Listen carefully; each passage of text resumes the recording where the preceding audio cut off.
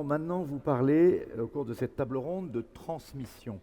Comment vont cohabiter les générations entre elles? Et pour en parler, j'invite à me rejoindre sur scène Clara Guémard, cofondatrice et présidente de Raise, Pierre Dubuc, qui est le fondateur et patron d'Open Classroom, Mehdi Tari, qui est le cofondateur d'Easy Work, et enfin, on a le plaisir d'accueillir une femme chef d'orchestre, Zaya Ziouani, chef d'orchestre, et vous allez voir, elle a quelques surprises pour nous.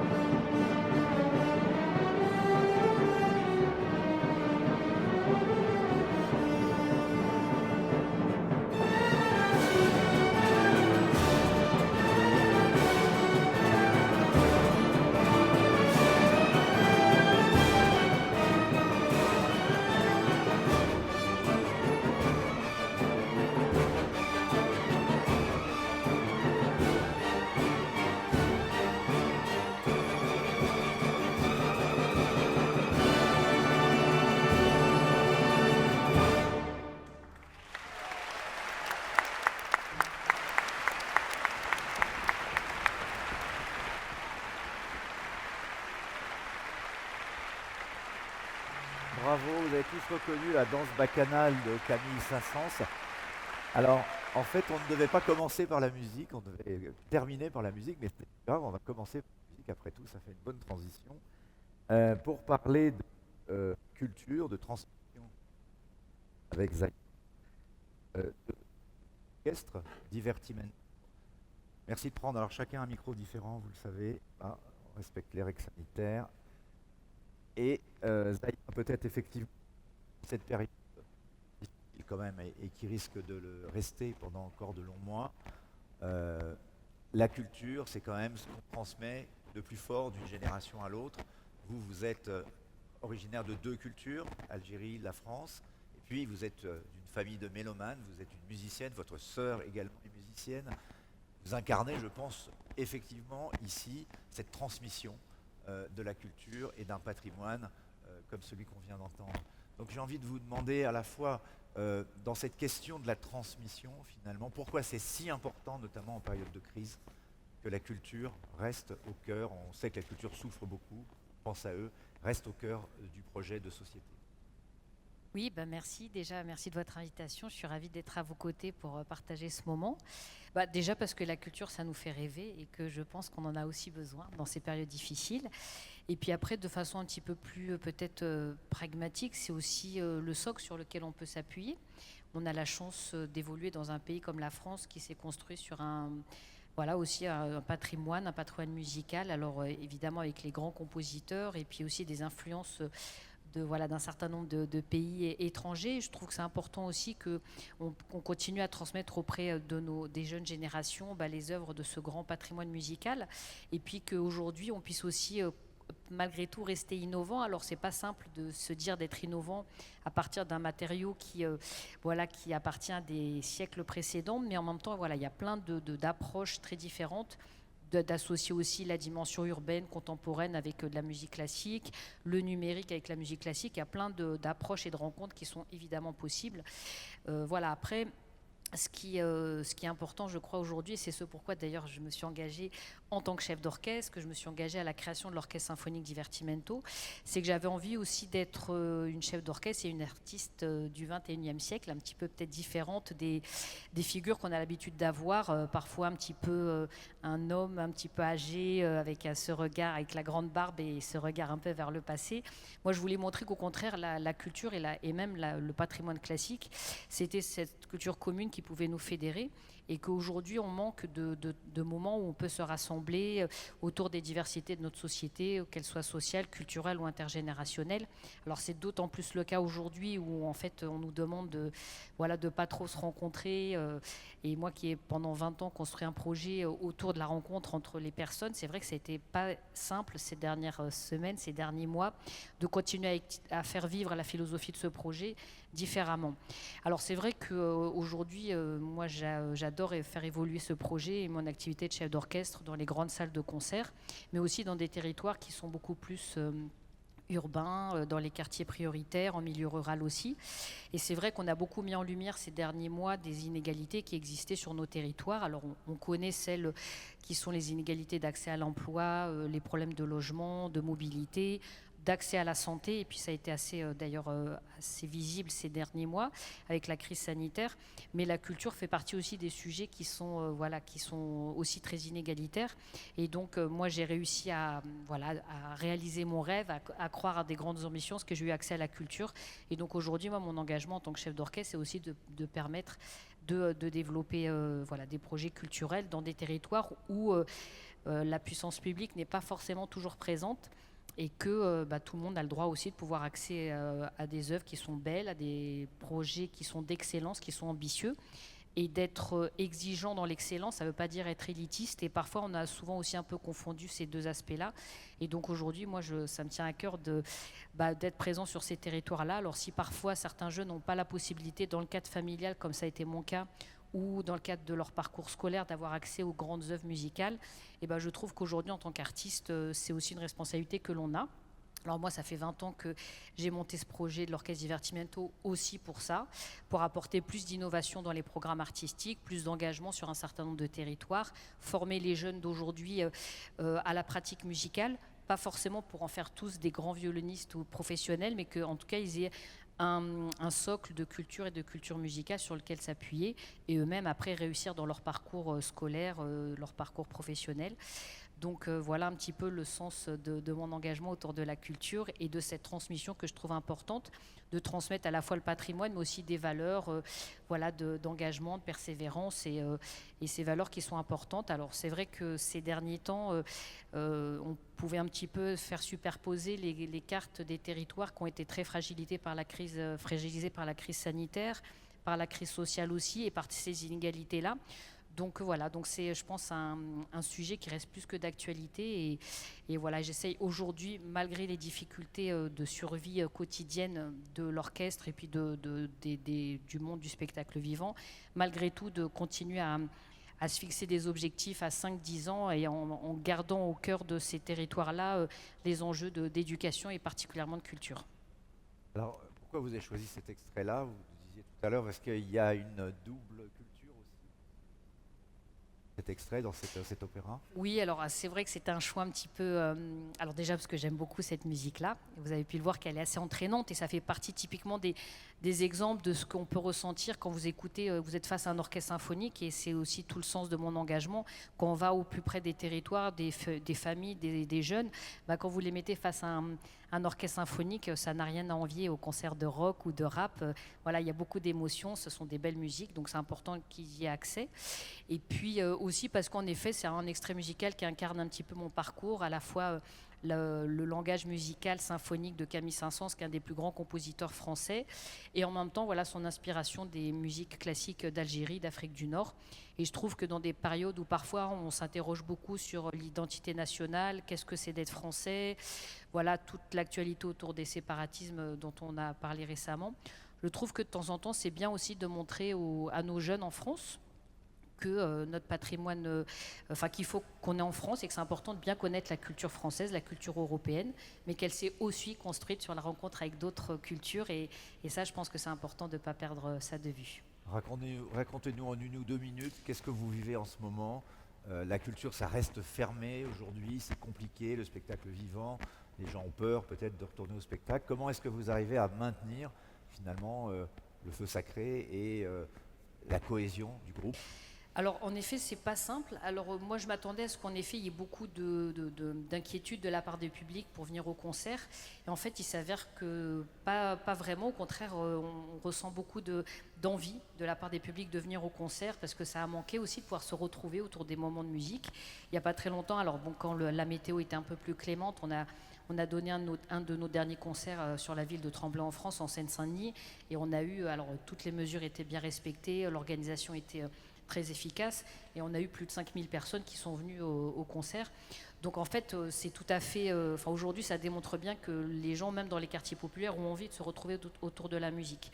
Après, ce qui est plus compliqué, c'est d'arriver à faire en sorte qu'aujourd'hui, le spectacle vivant, c'est très incertain.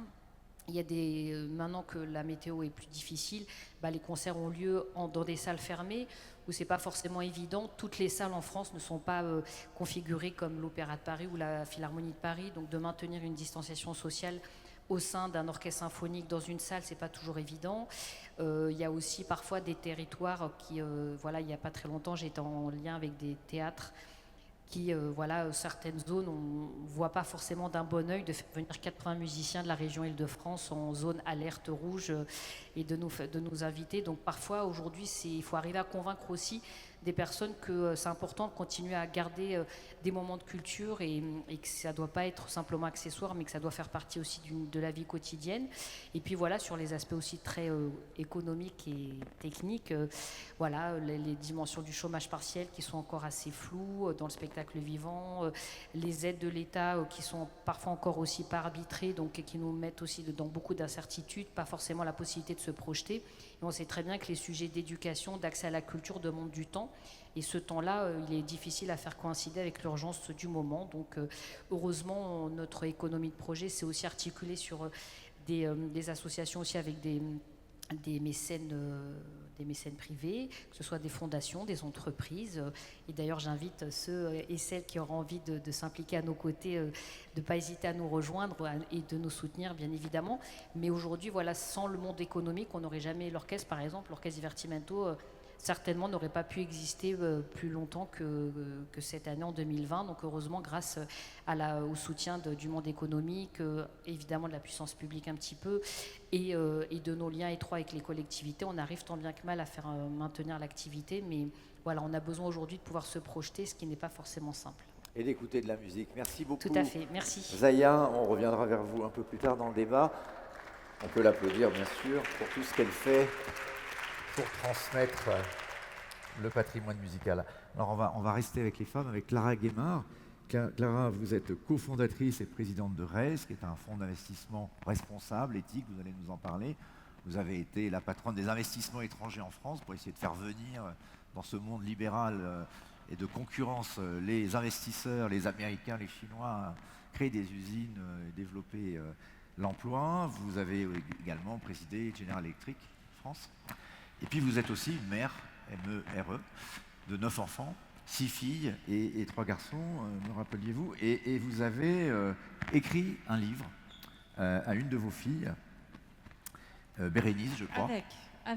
Avec, une de vos filles, et qui s'appelle Faut qu'on parle. Alors Clara, faut qu'on parle. Qu'est-ce qu'on dit à nos enfants quand on vit ce qu'on est en train de vivre aujourd'hui? Si vous deviez réécrire ce livre aujourd'hui, qu'est-ce qu'on leur transmet finalement comme valeur et puis comme espoir à un moment où, vous le verrez dans le sondage de la Tribune, vous l'avez peut-être vu ce matin, on en parlait un peu, beaucoup de jeunes se sentent les sacrifiés de la crise. D'abord, on les écoute. Avant de leur dire quelque chose, on les écoute.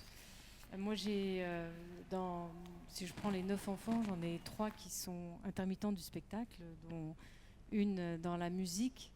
Il y a 2 qui sont des freelances et 2 qui sont entrepreneurs. Donc ça fait pas beaucoup de salariés sur la bande, d'autant qu'il y en a encore un qui est étudiant, donc si vous faites le compte, il n'y en a qu'une qui qui est salarié. Et c'est quand même un signe des temps que le choix des jeunes, c'est de se débrouiller par eux-mêmes. C'est aussi l'idée que non seulement peut-être que le monde qu'on leur offre n'est pas celui qui est capable de construire le monde de demain, mais c'est aussi une forme de confiance en eux, en se disant que ce qu'ils sont en train d'entreprendre, et vous êtes tous les deux des exemples, permet certainement de mieux, je ne vais pas dire réussir, mais en tout cas avoir un impact sur le monde qui ait du sens. Et dans le livre Faut qu'on parle, j'étais partie du diagnostic en 2016, et puis après on l'a écrit en 2017 et 2018 avec Bérénice, qu'on parlait beaucoup de la transformation digitale, de la disruption technologique, etc. Mais qu'au fond, la vraie rupture de la génération millénium, comme on l'appelait en 2010, c'était une rupture de valeurs. Et que nous sommes entrés dans un monde dont les valeurs primordiales ne sont pas les mêmes que celles de mai 68, qui ont construit, j'allais dire, le grand développement de la croissance mondiale ces 40 dernières années. Et si je peux en prendre quelques exemples, la consommation était le moteur de la croissance jusqu'à présent.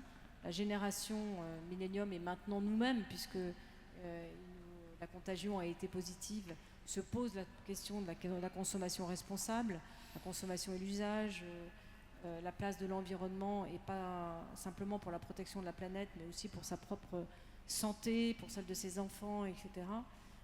L'autre exemple, c'est la relation au travail, où on ne veut plus travailler pour une hiérarchie qui n'a pas compris le monde dans lequel on vit et qui n'écoute pas le monde qui vient. Et l'autre exemple que je pourrais prendre, qui est alors pour le coup pas dans le monde économique, mais qui est dans le monde social, qui est que la génération mai 68 était une génération qui voulait la liberté, et notamment la liberté sexuelle, la liberté des mœurs. Aujourd'hui, la génération de nos enfants, elle a tout ça, ce qu'elle veut, c'est le respect. Et ça donne MeToo, et ça donne Balance ton porc, et ça donne l'envie d'une vraie égalité et d'un vrai respect, plutôt que tout simplement une liberté qui n'en est pas vraiment une, puisque elle se pratique un peu comme le renard dans le poulailler. Et quand on a créé Raise avec Gonzague, on est parti de l'idée en 2014 qu'on en avait assez, mais profondément assez, que l'élite française, qui est très largement responsable de ce qui se passe son temps à critiquer. Alors, critiquer les politiques, critiquer les journalistes, critiquer ceci, critiquer cela. Et il y a eu un article de Libération qui disait « Jeunes de France, barrez-vous, l'avenir est ailleurs ». Et ça nous a fait bondir, parce que moi, je suis à moitié étrangère, je suis comme Zaya.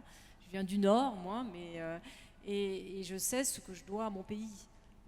Si je n'ai pas besoin d'aller bien loin, si j'étais espagnole, italienne, suisse, allemande ou anglaise, j'aurais jamais pu à la fois avoir ma vie professionnelle, une grande famille, et pas me soucier de savoir qui payait l'école, qui payait la santé, etc. Donc moi, je me sens très très redevable de mon pays. Et Gonzague de Blinière, qui a toujours travaillé dans le private equity, il savait que la seule façon dont nous, gens du privé, on pouvait aider notre pays, c'était d'aider ceux qui créent des emplois, c'est-à-dire les entrepreneurs. On va en parler avec et on va en parler. Et donc on a bâti Raise avec une idée très simple, c'est qu'on allait aller voir les grandes réussites françaises, on allait leur demander d'investir chez nous, on allait investir dans des belles entreprises et ils auraient un retour sur investissement aussi bon, sinon meilleur, que dans n'importe quel fonds d'investissement, mais que nous, l'équipe, pas eux, mais nous, l'équipe, on allait donner 50% de ce qu'on gagne à une fondation pour l'entrepreneuriat. On est parti avec un scooter, les gens nous ont pris, vous êtes complètement tarés, dans le monde de la finance, la générosité, ça n'existe pas. Et la réalité, c'est qu'aujourd'hui, on est à 1,2 milliard, on va être, on espère 1,5 milliard à la fin de l'année 2021, qu'on s'est développé dans l'impact, dans le venture, dans l'immobilier, et qu'on a créé une fondation qui est sans doute la plus grosse fondation privée pour l'entrepreneuriat, puisqu'elle a 34 millions, et elle a accompagné 350 startups, et qu'elle fait des prêts d'honneur à taux zéro, 100 000 euros, ou on peut aller jusqu'à 500 000 euros pour accompagner des entrepreneurs. Et notre fierté, c'est que quand on a démarré, les premières startups qu'on a accompagnées s'appellent aujourd'hui Mano Mano, Cheers, Excellency, Miro, et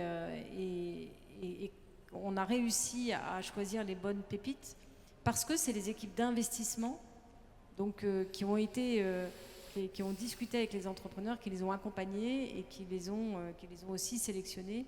Parce que l'idée aussi, c'est que quand on est généreux, il faut être généreux avec son temps, avec son intelligence, avec son cœur et apporter sa propre compétence. C'est ce que j'allais dire, il y a l'argent, c'est important, mais dans la transmission, et on va en parler, il y a les compétences, il y a l'accompagnement. Et ce qu'on a, nous, appris, on a appris plein de choses. On a appris d'abord que les entrepreneurs et les start-upers, et vous en êtes des incarnations, veulent donner du sens à ce qu'ils font. Et ils veulent avoir un impact sur le monde. Et ils n'ont pas peur. Je racontais tout à l'heure 2 exemples. Une start-up qui s'appelle Helios et qui est une néobanque qui permet, si vous déposez votre argent chez elles d'ailleurs, parce que c'est 2 filles qui ont 26 ans qui ont créé cette néobanque, d'être sûr que votre argent ne va pas être utilisé pour financer des armes ou du charbon, puisque vous avez une traçabilité complète de l'endroit où votre argent est placé. Et c'est, je veux dire,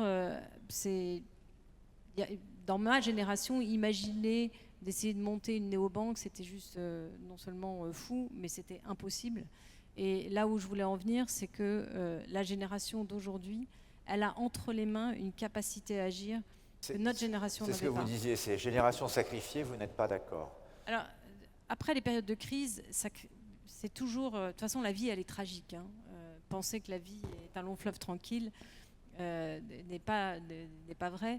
La vie est tragique et je ne suis pas du tout en train de dire qu'il n'y a pas des victimes de la crise et qu'il n'y a pas une solidarité qui doit se construire. Mais c'est très souvent dans l'adversité que naissent les meilleures idées, la meilleure créativité et que les... Comment dire chacun en soi, dans l'adversité, que ce soit à travers une maladie ou à travers des difficultés de trouver du travail, va émerger. D'ailleurs, la réalité, elle est toute simple, c'est qu'en 2008, on a eu une crise très importante, qu'elle a touché tous les jeunes et que le monde entrepreneurial français s'est créé sur cette incapacité qu'avait notre société à leur offrir du travail. Et puis, 3 ans plus tard, ceux qui avaient réussi à rentrer dans des grandes entreprises s'ennuyaient et ceux qui étaient devenus entrepreneurs s'amusaient, créaient des nouvelles choses, etc.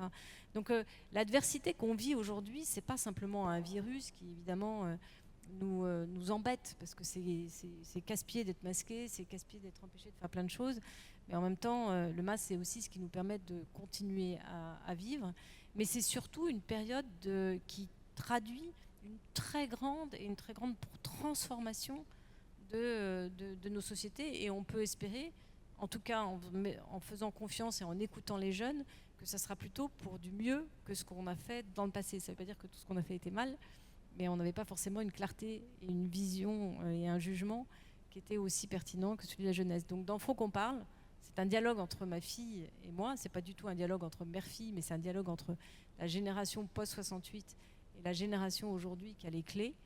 Donnons-leur un peu plus les clés. Merci Clara Guémard. Alors, la raison pour laquelle les 2 entrepreneurs qui sont devant vous sont là, c'est parce que j'ai pris un café avant le confinement, avant qu'on parle du Covid, avec Mehdi Tari, qui est le patron d'EasyWork. On ne se connaissait pas, voilà, on fait parfois ça dans mon métier. Et puis, de fil en aiguille, en discutant avec lui, je découvre qu'en fait, il y a des points de coopération, notamment avec Open Classrooms, avec Pierre Dubuc, sur la formation des jeunes qui cherchent à se réorienter dans leur métier ou avoir des formations spécifiques. Dans le cas d'Espèce, je crois que c'est une formation à l'intelligence artificielle que vous avez développée ensemble, donc c'est très moderne, ça parle de l'époque. Mais Mehdi, EasyWork aussi, c'est une application, bien sûr, vous ubérisez, si on peut le dire ainsi, le monde de l'intérim, mais vous avez vous aussi vu pendant cette crise une forte transformation de l'emploi. Vous avez même dû, j'imagine, vous poser des sacrées questions. Qu'est-ce qui se passait? Il y a eu 1 ou 2 mois où ça a dû être très compliqué. Allez-y.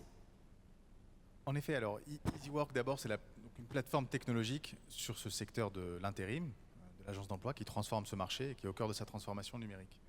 Je ne pense pas qu'on ubérise le marché, bien au contraire, parce que notre conviction, en tout cas chez EasyWork, c'est que grâce à l'adoption en masse des usages digitaux, par les intérimaires notamment, et aux moyens technologiques modernes, il est possible d'apporter d'un côté plus de flexibilité sur le marché du travail, et d'ailleurs de réduire le coût du travail, ce qui est positif parce que ça crée de l'emploi, tout en améliorant les conditions de vie des collaborateurs intérimaires.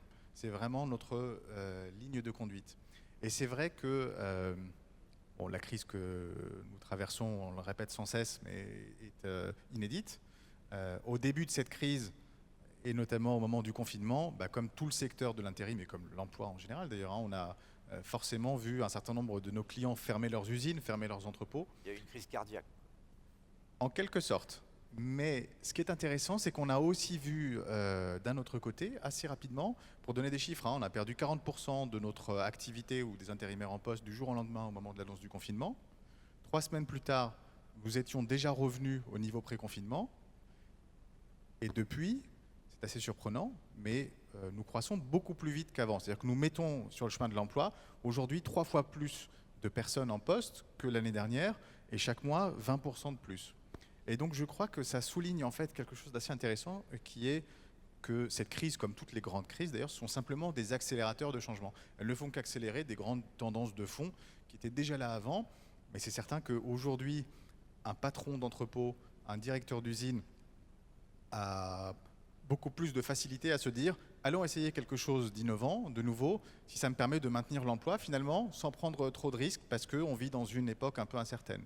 Et côté intérimaire ou collaborateur, c'est la même chose. C'est-à-dire que pendant le Covid, très rapidement, on a, chez EasyWork, réorienté notre activité, notamment, on va dire, des intérimaires qui étaient sur de l'aéronautique ou de l'automobile.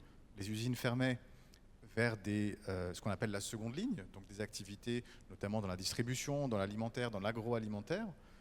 Et en ce moment, on parle beaucoup d'ailleurs des métiers de demain et des évolutions de compétences, mais là, on était vraiment en plein dedans. Appel à la mobilisation en plein Covid, on avait 10 000 postes ouverts, 4 semaines après le confinement. On a eu 40 000 personnes qui se sont mobilisées et qui ont postulé pour aller se mobiliser en pleine crise, parce que c'est vrai qu'à l'époque, je ne sais pas si vous vous souvenez, mais c'était... quand même toute une angoisse autour de ça. Et ce qui est intéressant, c'est que finalement, grâce à une plateforme qui permet de la transparence et de la fluidité entre, on va dire, l'offre et la demande, on a permis à ces gens de se mobiliser, de trouver un emploi, de poursuivre leur activité. Et aujourd'hui, c'est vrai que la question de la liquidité du marché du travail est au cœur de ce que nous construisons, avec un modèle qui est technologique et qui s'appuie sur l'IA, mais la question fondamentale, c'est pas seulement comment on fait pour que l'offre de travail et la demande, donc c'est-à-dire les offres d'emploi d'un côté, les collaborateurs de l'autre se rencontrent, mais aussi comment on fait pour répondre à des problématiques de pénurie. C'est le fameux paradoxe qu'on évoque très souvent, mais 300 000 postes ouverts, faute de compétences, et puis de notre côté, aujourd'hui, je crois 4 millions de chômeurs suivant les derniers chiffres. Et ça, c'est souvent des jobs dont personne ne veut. Difficile, sale. Parfois, nous, on a énormément de métiers pénuriques. On le voit dans notre métier, qui est celui de l'intérim, de métiers pénuriques. Ou alors on a perdu les savoir-faire avec la désindustrialisation. Et parfois, c'est même plus simple que ça, si vous voulez. Vous avez juste des zones dans lesquelles, typiquement, là récemment, sur le plateau logistique de Saint-Quentin-Fallavier, près de Lyon, on avait une immense pénurie de caristes. C'est ni un métier particulièrement compliqué, ni un métier dans l'absolu dont on a perdu les compétences, mais simplement, on s'aperçoit, en regardant les données sur notre plateforme, parce que c'est ce qu'on sait faire, qu'en étant dans le périmètre de 15 km à 50 km pour aller jusqu'à Lyon, on a la possibilité de trouver des gens qui sont disponibles. Et là, en l'occurrence, on a mis en place un partenariat avec Blablacar, avec BlaBlaLines, pour les accompagner directement chez le client et résoudre ce problème de pénurie. La même chose à Moissy-Cramayel, où on a développé des programmes de formation. Là, c'est plus de 1000 personnes qu'on a formées, dont on a financé la formation, pour leur permettre d'accéder à ces emplois qui sont pénuriques, faute de compétences. C'est très intéressant, parce que c'est l'illustration de ce que disait Clara Guémard tout à l'heure. Cette génération, grâce à la technologie, aujourd'hui, a plus de pouvoir, probablement. J'imagine que des groupes classiques de l'intérim n'auraient pas forcément pu agir comme vous l'avez fait, en tout cas autrefois. Et c'est la raison aussi de votre présence, et on va en parler avec Pierre Dubuc, bien sûr, mais là, aujourd'hui, on vit cette transformation vers des nouveaux métiers, vous l'avez dit. Donc là, je comprends très bien l'idée de la liquidité, avec Blabla Lines, la possibilité d'aider les gens à se déplacer plus facilement. Donc vous êtes orienté solution. Ça, c'est très intéressant. Maintenant, comment est-ce que vous pouvez passer à l'échelle d'une transformation? On voit dans le plan de relance aujourd'hui, on veut créer des nouveaux emplois, dont certains d'ailleurs on ne les connaît pas forcément tout à fait, qui sont les emplois dits de demain, et on essaie d'orienter, de réorienter les jeunes vers ces emplois. Comment est-ce que le marché du travail peut de façon relativement rapide, s'adapter? Alors, je vais être assez concret parce que bon, je suis un entrepreneur, donc assez micro dans mon point de vue, mais c'est vrai que ce qu'on constate aujourd'hui, c'est que des entreprises comme la nôtre, et on est très loin d'être les seuls, qui sont des plateformes où on a d'un côté 2000 entreprises qui publient leurs besoins en travail, leurs offres d'emploi, de l'autre, aujourd'hui 600 000 intérimaires qui sont inscrits, dont je crois 70% ont moins de 30 ans, donc en effet c'est peut-être aussi assez illustratif d'une génération qui a des attentes différentes. Mais ce que ça nous permet de faire, c'est simple, c'est d'avoir sur chaque bassin d'emploi, partout en France, suffisamment de données sur l'offre et la demande pour être capable d'identifier les emplois qui ont du mal à être pourvus. Donc on n'est pas dans le théorique sur les métiers de demain, on est dans le très concret sur les métiers qu'aujourd'hui on n'arrive pas à pourvoir et sur les raisons pour lesquelles on ne peut pas les pourvoir. Parce que comme je vous le disais, on sait si c'est lié à la mobilité, si c'est lié aux compétences. Et donc, de façon semi-autonome, on va dire, la plateforme est capable aujourd'hui d'identifier les besoins de compétences et d'aller financer de façon automatisée, on va dire, des formations qui déboucheront directement sur un emploi. Donc, on passe d'un système finalement où une personne, aussi éduquée qu'elle soit, doit aller chercher à anticiper elle-même sur les métiers de demain, à un système en fait qui est beaucoup plus concret, qui sait dire de façon ultra locale quels sont les besoins de compétences et financer les formations pour que les gens puissent accéder à ces compétences. En l'occurrence, pour les intérimaires, c'est souvent des choses évidemment très concrètes, mais c'est typiquement un CACES, des formations concrètes pour aller vers les métiers de l'écologie. C'est pas forcément des métiers très qualifiés, quoi. C'est ça que je veux dire, c'est que c'est des métiers où des formations très simples donnent immédiatement l'accès à des emplois non pourvus qui sont mieux rémunérés. Alors, ce qui est intéressant, c'est qu'il y a beaucoup d'argent qui est mis dans le plan de relance sur la formation, donc avec Pierre Dubuc d'Open Classroom. Ce qui serait intéressant, c'est que vous nous disiez vous aussi, Pierre, comment vous avez vécu à la fois cette coup d'arrêt et ce redémarrage très très très très fort, cette courbe en V, qui ressemble plutôt à une aile d'oiseau, parce que là, on ne sait pas si le V ne va pas s'écrouler. Mais et par rapport à ces besoins de formation, comment est-ce que vous avez, par rapport à toutes ces questions-là, travaillé avec d'autres acteurs, comme Pôle emploi, par exemple, ou l'alternance avec les entreprises?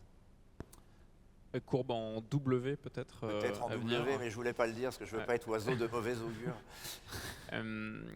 Déjà, merci beaucoup pour moi d'être ici. Ça a commencé en mars pour nous avec la première semaine du confinement où on a décidé d'essayer d'accompagner en fait les écoles et les universités à assurer la continuité pédagogique parce qu'en fait tous les établissements de formation et d'éducation ont fermé leurs portes en 24 heures et étaient très peu préparés à continuer leur enseignement à distance parce que beaucoup n'étaient pas du tout équipés en termes de contenu, de compétences des profs, d'outils, etc. Donc très vite, on a donné en fait l'accès à tous nos outils, tous nos contenus, absolument l'intégralité pour pouvoir, de façon purement philanthropique, aider en fait. Ça, c'était la première chose qu'on a faite au moment du confinement. Depuis, on a aidé plus de 2000 écoles dans le monde, 1 200 000 étudiants. Et puis en parallèle, effectivement, on a démarré un gros programme avec Pôle emploi pour la formation des demandeurs d'emploi entièrement à distance sur des métiers et donc sur des formations qualifiantes, voire diplômantes.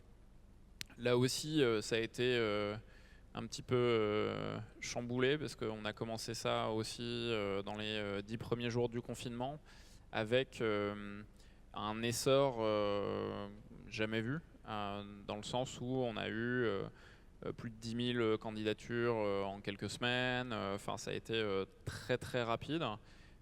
Partout sur le territoire. Là aussi, un même concept, les formations en présence classique étaient toutes fermées et en même temps, il y avait un regain de besoin de formation parce que chômage partiel, activité partielle et parce que chômage tout court avec la crise économique. Donc ça a complètement explosé. Je rejoins totalement aussi ce qui a été dit avant, dans le sens où la crise en ce moment accélère des transformations qui étaient déjà en cours.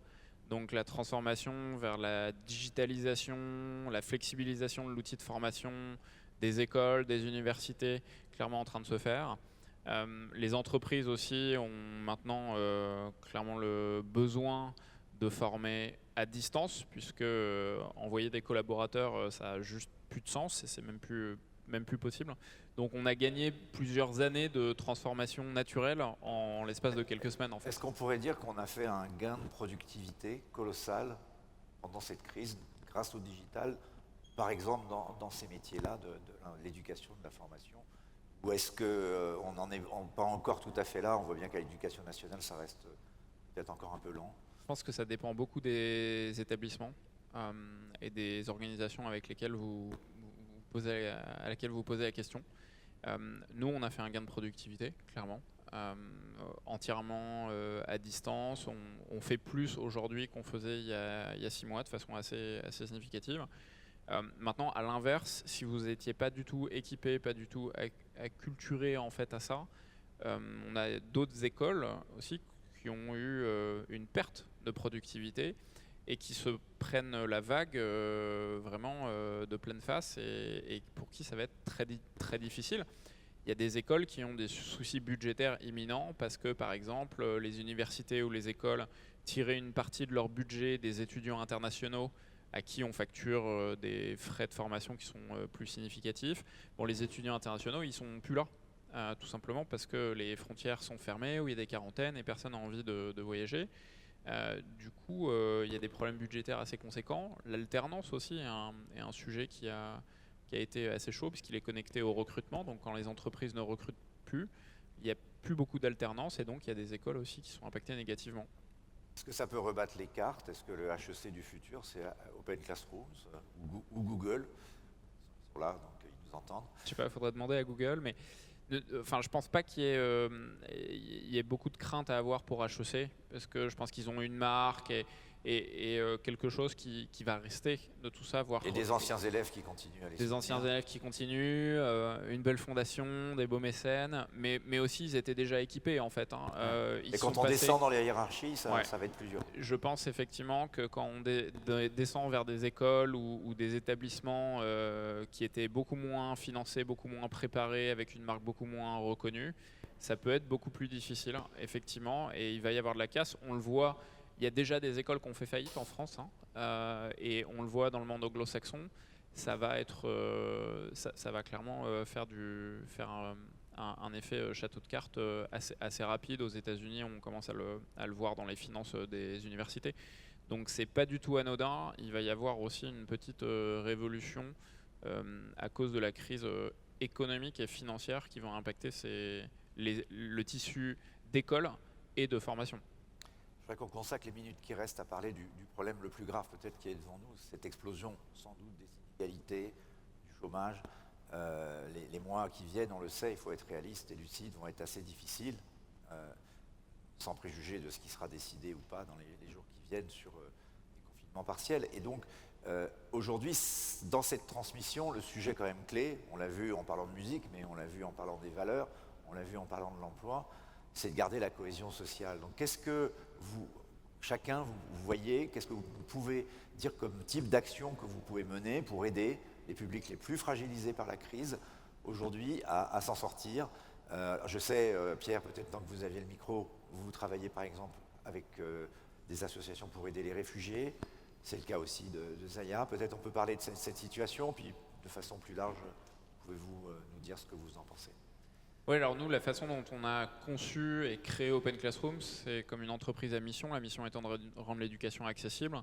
Et du coup, on se focalise principalement sur 5 catégories de population qui, on pense, ont moins accès à l'éducation et avec moins d'accès à l'emploi aussi, parce qu'on essaie de beaucoup de connecter l'éducation à l'emploi. Et donc, on a identifié 5 catégories, c'est les demandeurs d'emploi, les réfugiés, les personnes en situation de handicap, les décrocheurs scolaires et puis les personnes qui vivent dans des zones défavorisées. Donc on cherche à trouver des partenaires à la fois pour les embaucher en alternance, des employeurs, des partenaires pour financer, que ce soit les pouvoirs publics, collectivités locales, Pôle emploi et compagnie, mais aussi des mécènes, des fondations, Et enfin, des associations pour monter ces partenariats, pour aller chercher les jeunes, pour aller chercher les moins jeunes aussi qui sont en situation de précarité.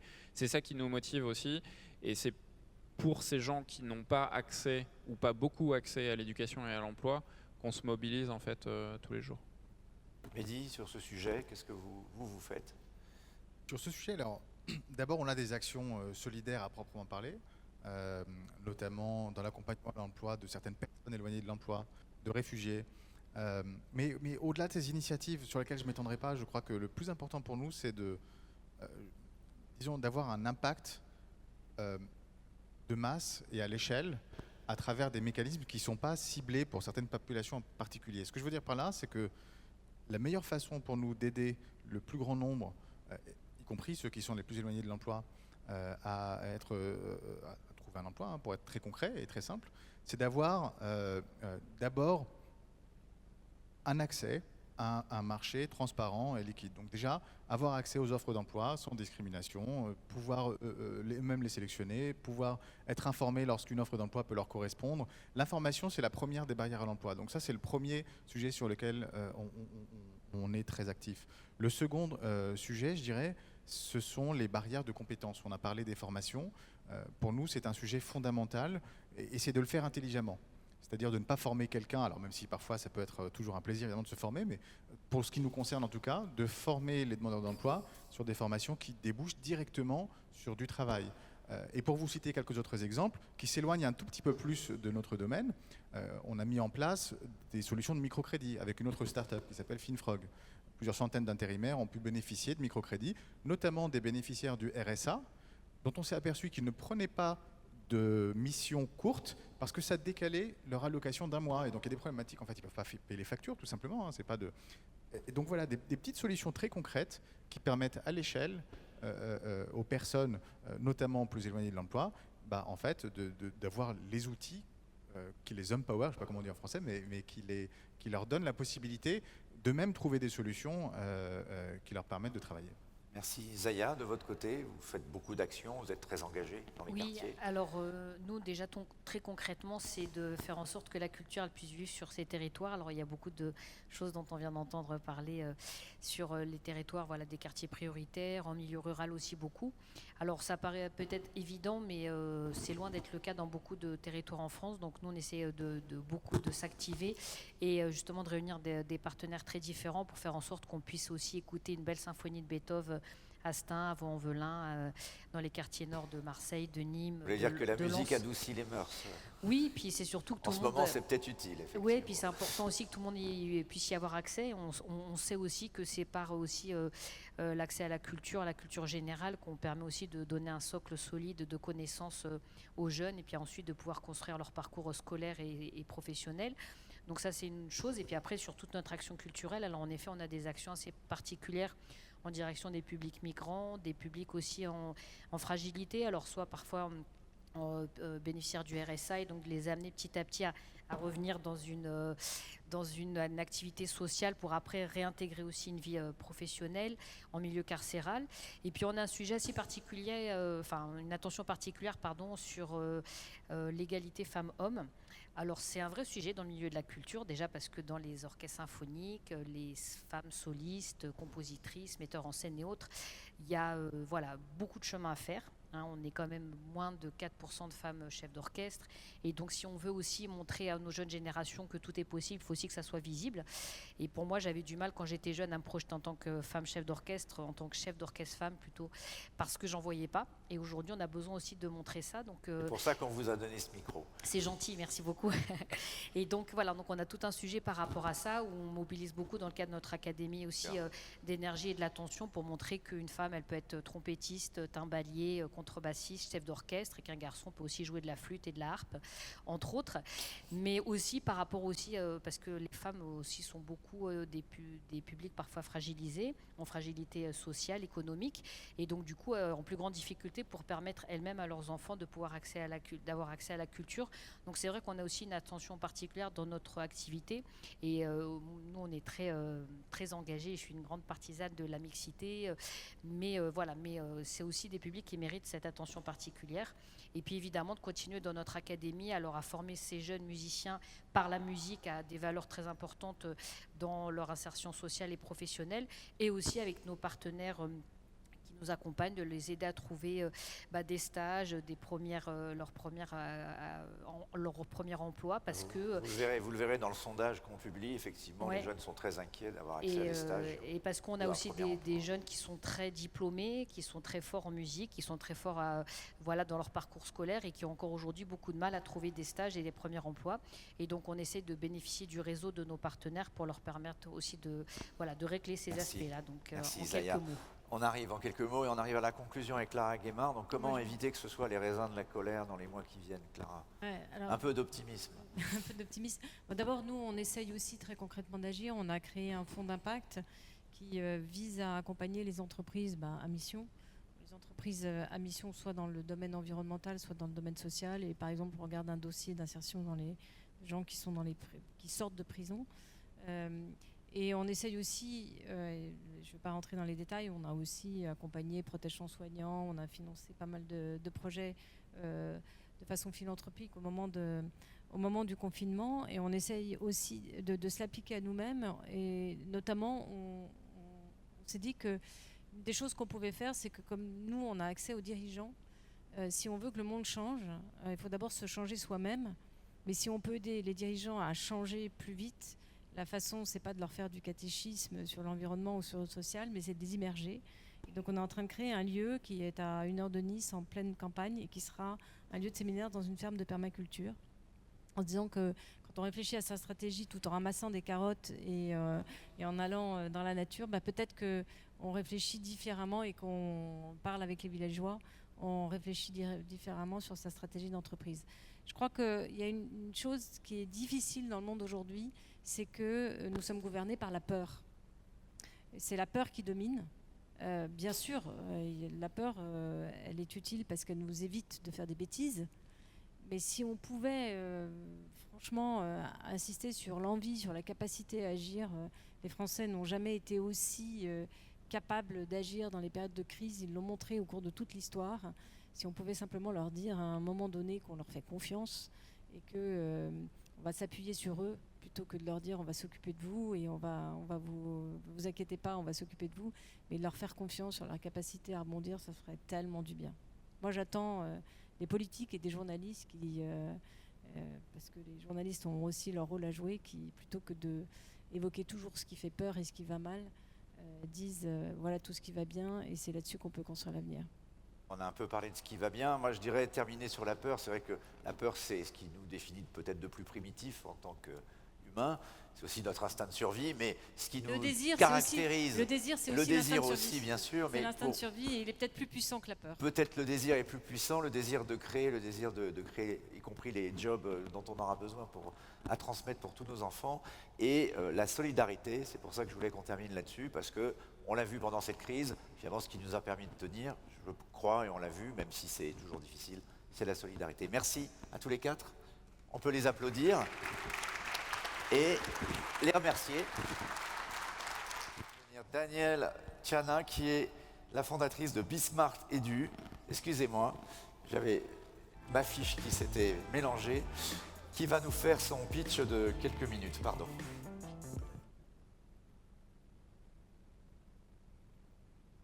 Bonjour.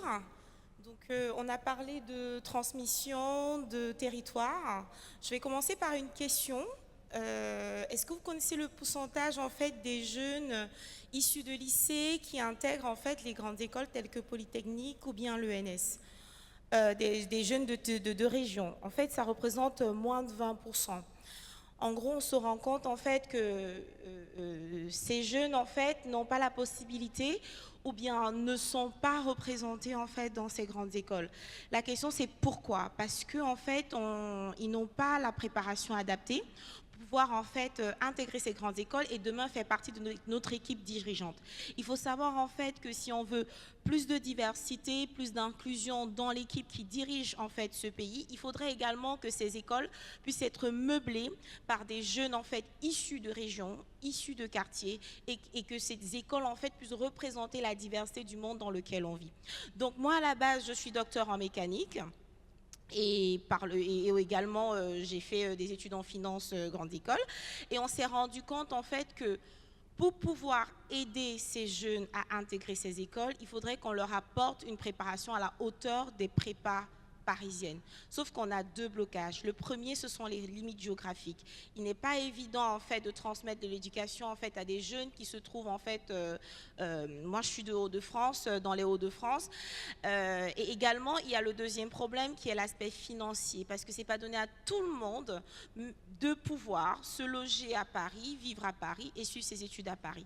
C'est pour cela qu'on a créé la première classe préparatoire scientifique à distance. Notre but, en fait, c'est de pouvoir, grâce à un système de classe virtuel, accompagner les jeunes avec une préparation à la hauteur des prépas parisiennes, d'intégrer les grandes écoles d'élite. Il faut voir en fait que Bismarck Edu, c'est avant tout une start-up ESS, c'est-à-dire une start-up sociale et solidaire. Pourquoi ESS? Parce que nous, on a décidé de travailler avec les fondations, avec les collectivités, pour donner des bourses aux étudiants qui n'ont pas la possibilité de pouvoir en fait payer notre formation, de pouvoir la suivre depuis leur domicile et de pouvoir en fait viser l'excellence. Il faut voir que notre système en fait fonctionne comme une vraie salle de classe parce qu'on a développé un cahier numérique qui permet en fait d'interagir avec le professeur, avec ses camarades de classe et de composer complètement en ligne. Donc aujourd'hui, je me tourne vers tous ceux qui sont des mécènes, des fondations, qui veulent aujourd'hui voir une élite qui représente la France que nous vivons, de pouvoir en fait travailler avec des startups comme nous qui faisons bouger les lignes. Merci.